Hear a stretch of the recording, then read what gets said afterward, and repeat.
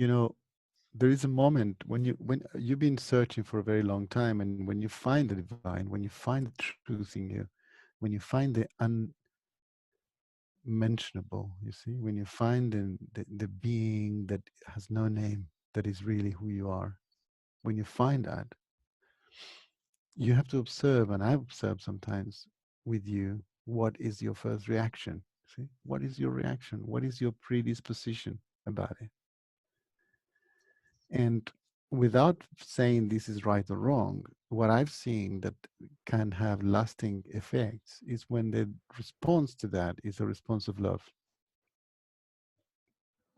This is why our hearts needs to open a bit and understand that we're the meaning of the search, you see.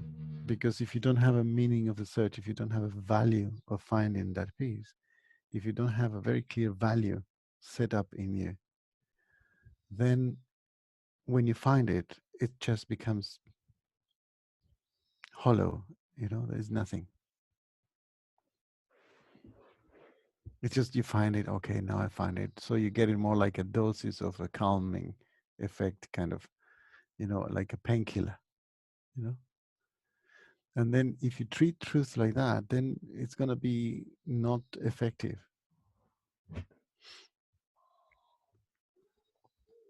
Mm. You need to marry truth, you know, you need to take a commitment.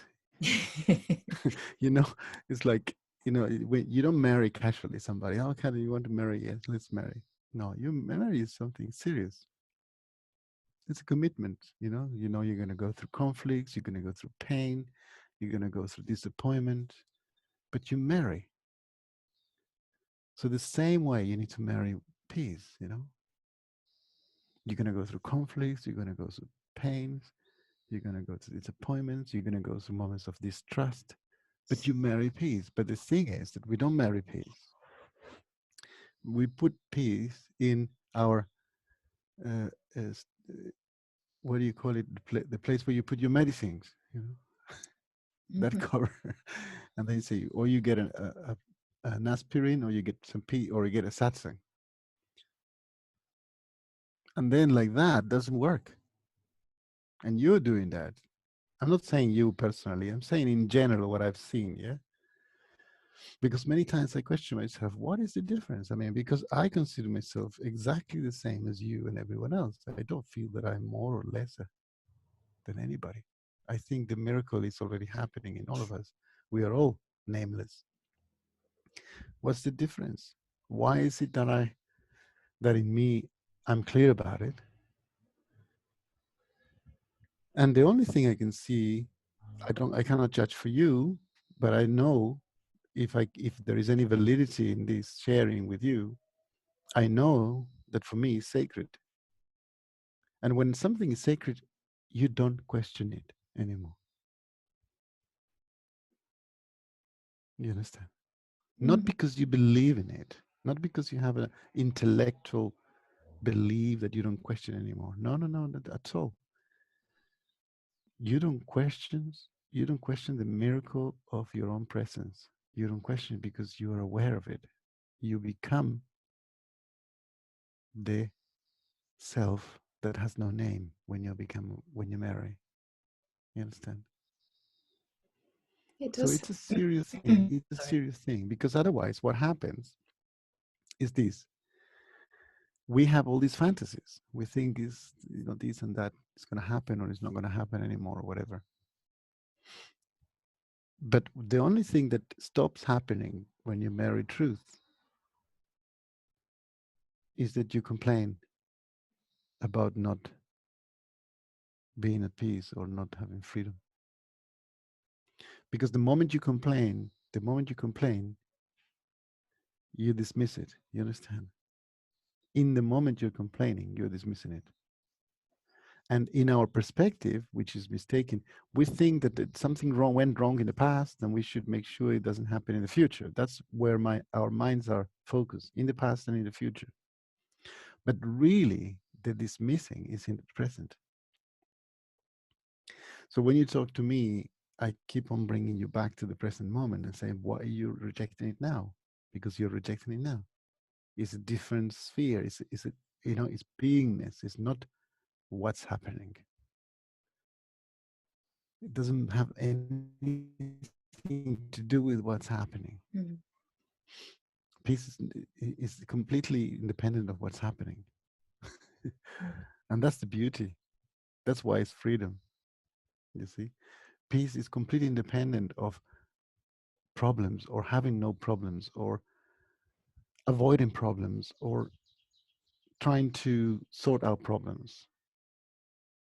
When you find peace and when you have peace, you have more capacity to sort out problems, because what happens then is that you don't call them problems.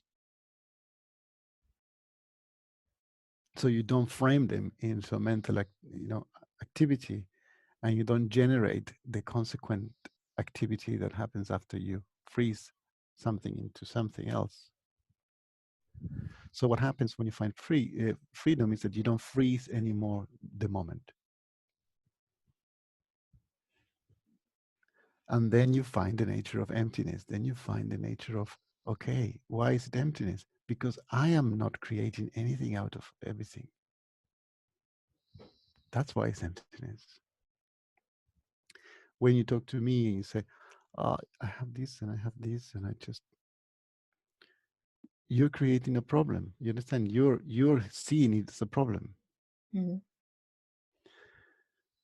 You know, and that's the only difference. Mm-hmm. So sometimes, now we live in a time, okay, that freedom and peace, it's become more available in the Western world. We have more access to it. There are a lot of people sharing their own finding, in many different ways with many different backgrounds, and it's beautiful. It's exploding. Everywhere you find words of truth and wisdom in many different flavors, and then depending on that flavor, you choose the one that suits you more. Nevertheless, we are lacking sometimes the strength of the structure that we had in the traditions, which was the love and the dedication. And that consequently ends up in our feeling of instability in it. Mm-hmm. And see, we find it, but we lose it, and we don't, and we go in circles, and then you start getting fed up. Like say, you're tired, and that tiredness is good. It's a good sign, because you only stop when you're tired, when you can't handle it anymore. That's when you stop doing that. And as I said before, I wish that happens to you soon. And then marry, you see, marry the divine. You see, marry the divine, because it's the innermost in you. Marry that, and then once you marry that, the other relationship you have out there in the world is your second. You see, yeah, Mm-hmm. you have one relationship with the divine in your heart, and that's sacred.